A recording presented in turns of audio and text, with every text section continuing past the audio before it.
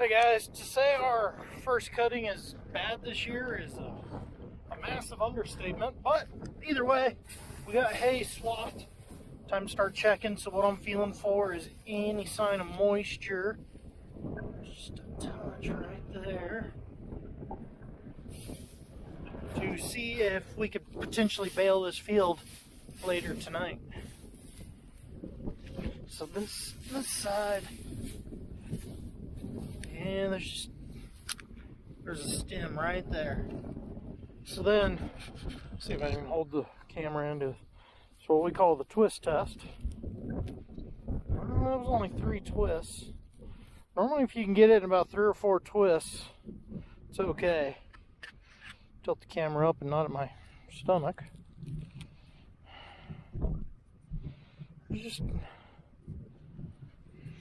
The wind's blowing, it's still in the 80s. I'm thinking this field will go. I'm gonna check a few other places, but it might be that fun-filled time of the year of 5 or 6 alarm clocks set every night. Oh, this sucks. This looks like 4th cutting hay. Well, it is what it is. Let's go see what it's like over there where hopefully it's a little better. Well, here where it's a little better, kind of liking it. Not feeling that little spot like I felt in the last row.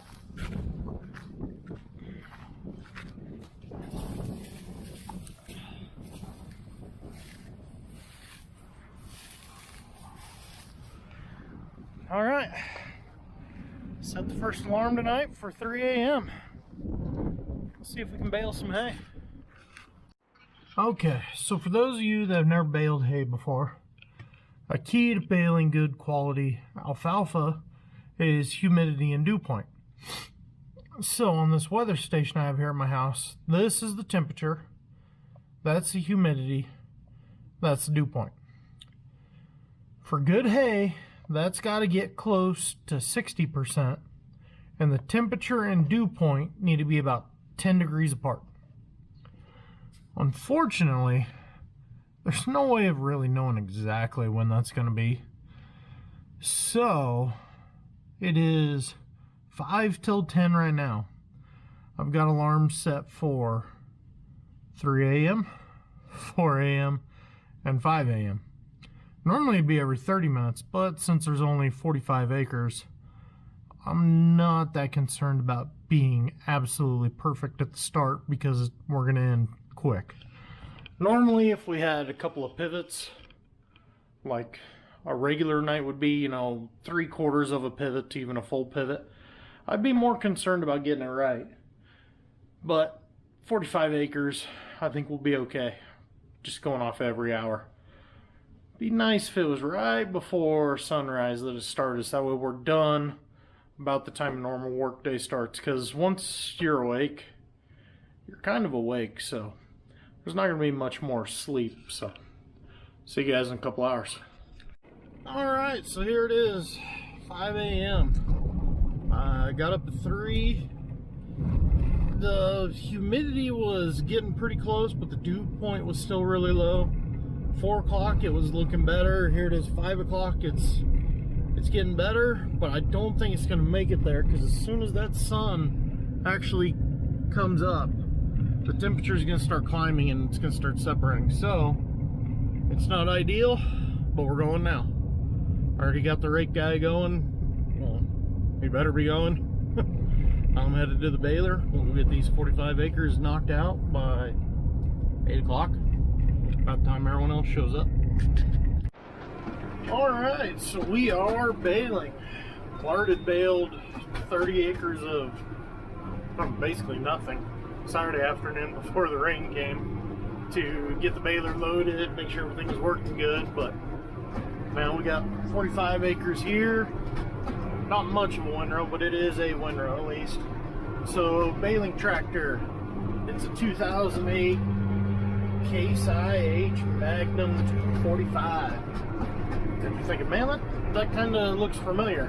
It's because it should. This is the little brother of the merger tractor. And when I say little brother, I just mean here you're newer, you're younger, because the merger tractor is 2007 245.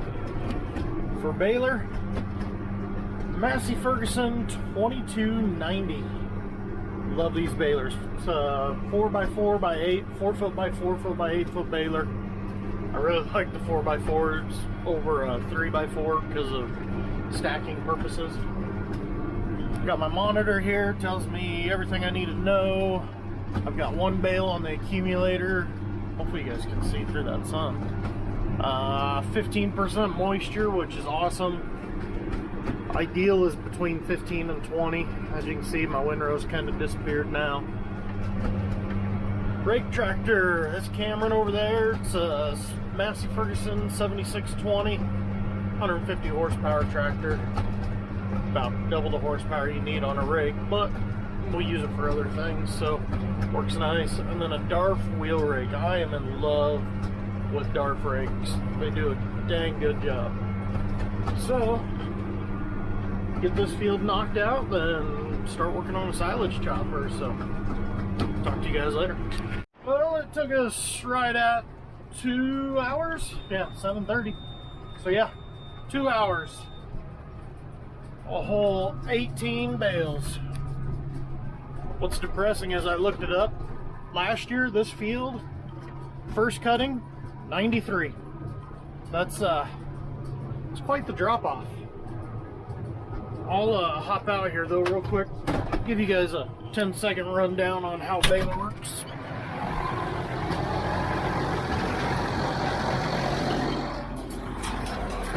So you got the pickup head, exact same process as the chopper. There's the key.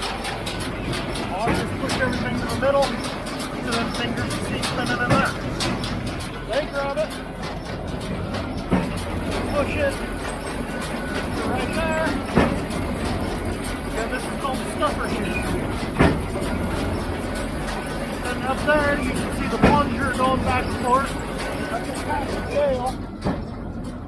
And it's all adjusted by the pressure on these cylinders. That's what forces that hay to stay tight while that plunger hits it. These guys are called the needles. You can see all the string in there. The star wheel up there controls the bale length, so you adjust it to where you want it. Once it goes so far, it trips these needles. Those needles shoot up to the knotters up there. I'm not even gonna try to explain that up there. That's some sort of witchcraft voodoo.